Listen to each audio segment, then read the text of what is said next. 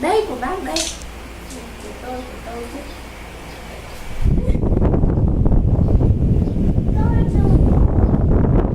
Đừng cái gì? Bỏ rau rồi này. Bỏ rau rồi này. Không có cái dây này nó tuột đấy.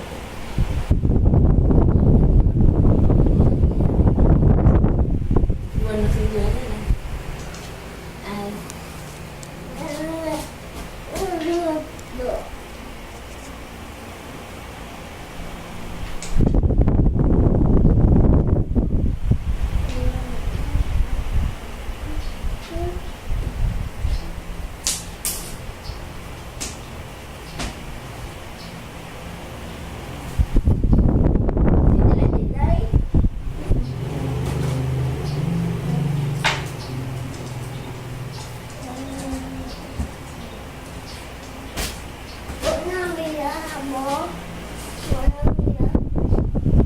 Quay em bé.